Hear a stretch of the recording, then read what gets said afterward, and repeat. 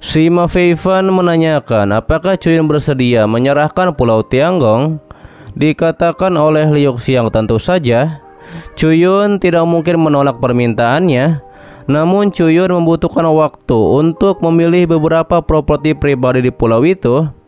Ia pun menyuruh agar Dongfang dan yang lainnya kembali 1 bulan lagi. Pastinya si Men tidak terima karena mereka tidak bisa menunggu selama itu. Namun Liu Xiang langsung meledakkan kekuatan esnya di sana sembari menegaskan, apakah kalian punya pertanyaan lagi? Mendengar itu akhirnya Dongfang dan yang lainnya pun pamit pergi karena ketakutan oleh kekuatan Liu Xiang.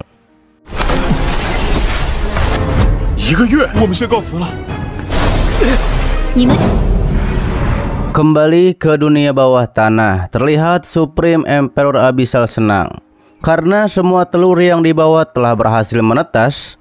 Cuyun juga tersenyum karena telur semuanya menetas. Ia mengatakan selama beberapa waktu ini akhirnya tidak sia-sia. Supreme Emperor Abyssal pun mengambil salah satu serangga dan langsung tertawa dengan keras. Ia pun memuji Cuyun yang luar biasa. Dijelaskan oleh Cuyun formasi pengumpulan roh yang sangat bekerja. Namun dikatakan oleh Supreme Emperor Abyssal bahwa lebih dari itu ini sangatlah berguna. Awalnya hanya 10% dari serangga Abyssal yang memiliki potensi Martial Emperor, tapi sekarang jumlahnya mencapai 20%. Cuyun merasa 10 juta telur, 30%-nya itu berarti 3 juta. Setelah semua serangga Abyssal ini tumbuh dewasa, ia akan memiliki 300 raja serangga Abyssal.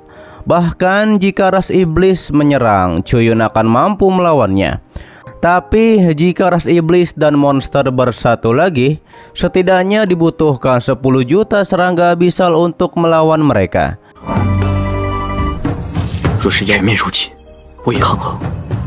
Disampaikan oleh Supreme Emperor Abyssal. Selanjutnya memastikan ketersediaan makanan itulah yang paling penting. Diberitahu oleh Cuyun tenang saja, bahkan jika terjadi sesuatu di sini, masih ada cadangan bambu panah di Pulau Tianggong. Sebelum serangga Abyssal ini meninggalkan tahap larva, Cuyun tidak akan membiarkan apapun terjadi pada Pulau Tianggong.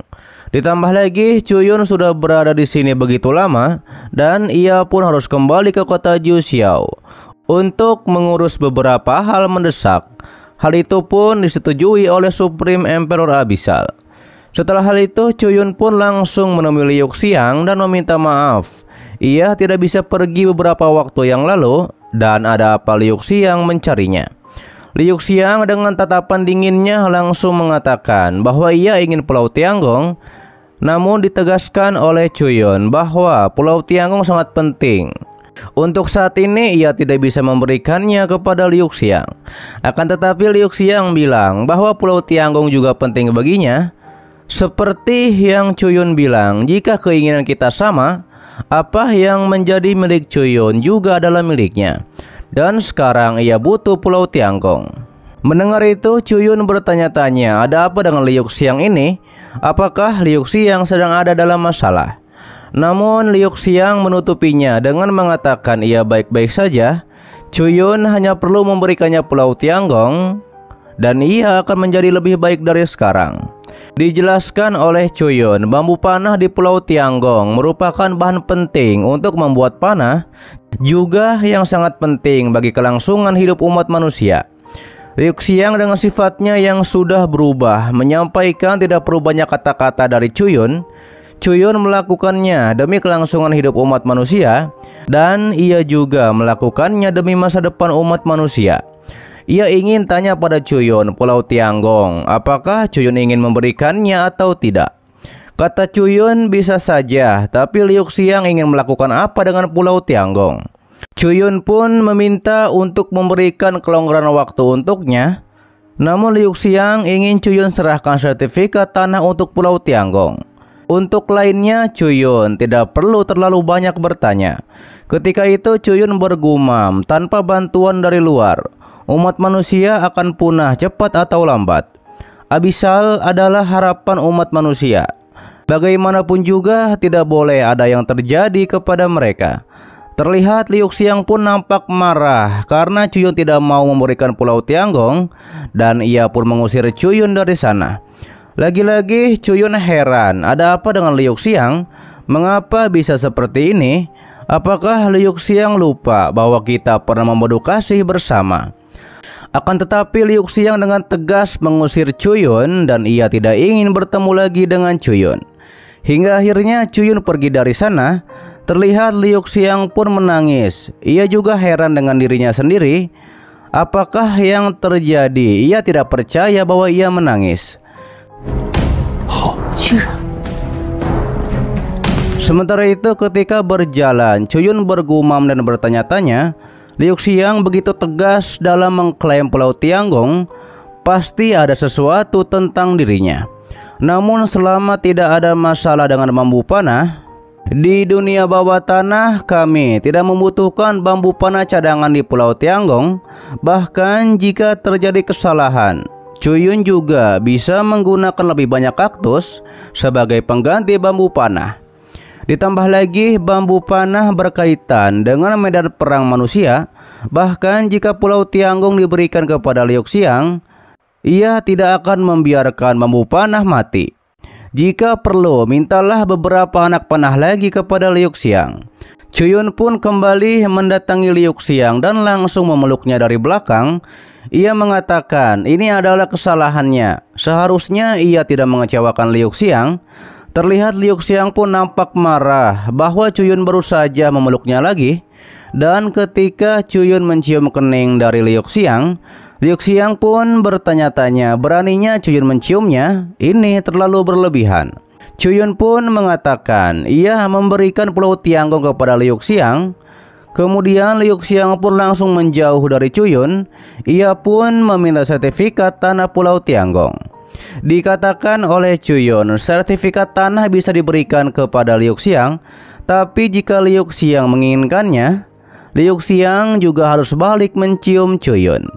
Kalau tidak, ia tidak akan memberikan sertifikat tanah Pulau Tianggong ini.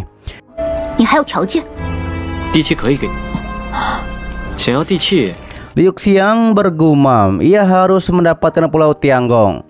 Dengan begitu, ia akan bisa mengambil alih militer.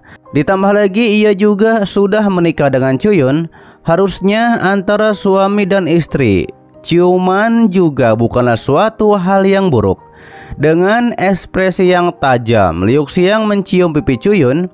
Kemudian Cuyun menyerahkan sertifikat tanah Pulau Tianggong. Dan sekarang Pulau Tianggong milik Liu Xiang. Setelah mendapatkannya, Liu Xiang bergumam, dengan sertifikat tanah ini, ia akan membuat kesepakatan dengan kelima orang cicit Supreme Emperor. Mulai sekarang, tidak ada yang bisa mengganggu tindakannya di Akademi Militer yang baru.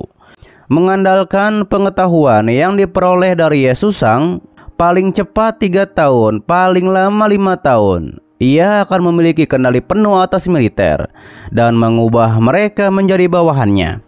Cuyun pun menegur Liu Xiang yang sedang melamun karena ambisi menguasai militer. Kemudian Liu Xiang memeluk Cuyun dan berterima kasih telah mendukungnya. Ditegaskan oleh Cuyun, tidak peduli kapanpun atau apapun itu, ia akan selalu mendukung Liu Xiang. Diberitahu oleh Cuyun, ia akan berlatih sebentar dan sampai jumpa lagi.